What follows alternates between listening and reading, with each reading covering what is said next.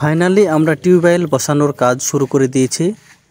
হ্যাঁ বন্ধুরা, আমরা কয়েকটি বন্ধু মিলে ঠিক করেছিলাম যে আমাদেরই গ্রামে মাঠের মধ্যেখানে, যেখানটায় মাঠের মধ্যে রাস্তা শেষ, ঠিক ওই জায়গায় একটি টিউবওয়েল বসিয়ে দেবো। তাতে গ্রামের চাষিদের সুবিধা হবে, কারণ সব সময় খাওয়ার পানি এবং অন্যান্য কাজের জন্য পানির প্রয়োজন হয়, কিন্তু সব সময় মাঠে মোটর বা মেশিন চলে না, তাই সব সময় পানি পায় না। এই জন্য আমরা চিন্তা ভাবনা করেছিলাম যে চাষিদের সুবিধার জন্য, কৃষকদের সুবিধার জন্য পানি খাওয়া এবং অন্যান্য কাজের জন্য আমরা একটি টিউবওয়েল বসিয়ে দেবো।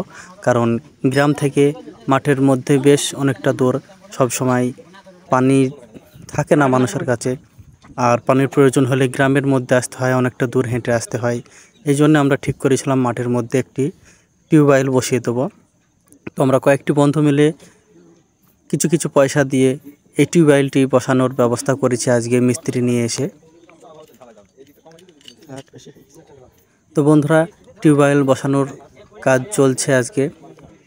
এই যে টিউবওয়েল সেটিং করছে মিস্ত্রিরা। এই টিউবওয়েলটি বসছে সরকারের জায়গায়, খাসের জায়গায়, এবং এখানটাতেই আমাদের গ্রাম থেকে যে মাঠের রাস্তাটি গিয়েছে, এই রাস্তাটির এখানটাতেই শেষ হয়েছে, এবং এখানটা একটি বড় পাকড় গাছও আছে, ছায়া থাকে।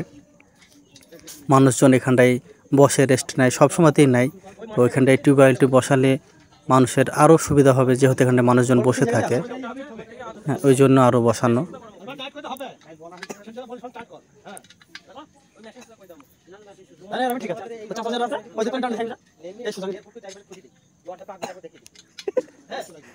বন্ধুরা, যাতে চোর বলা যায় না, কল চুরি করে নিতেও পারে, এই জন্য সেফটির জন্য আমরা এই যে সাইড দিয়ে রড দেওয়া আছে দেখছেন, এভাবে ওয়েল্ডিং করে মিস্ত্রির কাছে নিয়ে গিয়ে ওয়েল্ডিং করে নিয়ে এসেছি, যাতে কলটা সেফটি থাকে।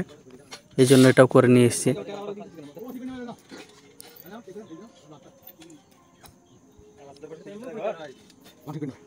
কল বসানোর কাজ প্রায় শেষের দিকে। কল সেটিং চলছে, পাইপ তো বসানো হয়ে গেছে।